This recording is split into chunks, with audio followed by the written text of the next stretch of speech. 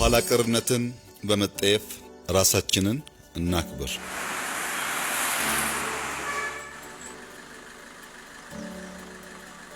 ባለፉት ጥቂት ዓመታት ትኩረት ከተሰጠባቸው ነገሮች አንዱ ጽዱና አረንጓዴ ከባቢ መፍጠር ነው።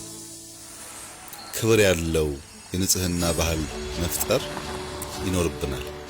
ክብር ያለው የንጽህና ባህል ማለት በተገቢው ቦታ ክብርን ጠብቆ መጸዳዳት ማለት ነው። ለዚያ ደግሞ ሁለት ነገሮች ያስፈልጋሉ። ስርዓት ማበጀትና የመጸዳጃ ቦታ መገንባት።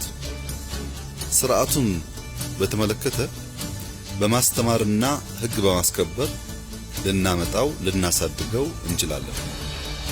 ቦታውን ደግሞ መገንባት ይጠበቅብናል። የግንባታውም ተግባር ዛሬ መጀመር አለበት።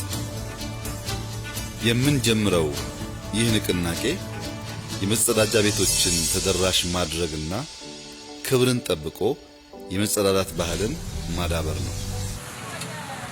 እንደከዚህ ቀደሙ ሁሉ በመልካም ተግባር ላይ የምትሳተፉ ኢትዮጵያውያን ወገኖች ከተማችንን ጽዱ፣ አረንጓዴና ውብ ለማድረግ ከጎናችን እንደምትቆሙ ሙሉ እምነት አለ።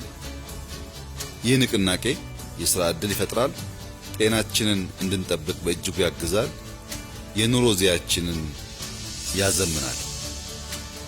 በከተማችን በርከት ያሉ የመጸዳጃ ቤቶች ለመገንባት ባለን መሻት የዚህ ዓላማና ሐሳብ ተጋሪ የሆናችሁ ኢትዮጵያውያን ግለሰቦች በገንዘብ አሊያም መጸዳጃ ቤቶችን በመገንባት ከጎናችን እንድትሆኑ እየጠየቅኩ በተባበረ ክንድ ከተማችንን እናስውብ፣ እናጽዳ፣ የኑሮ ዚያችንን እንቀይር፣ ስልጣኔን ለልጆቻችን እናውርስ።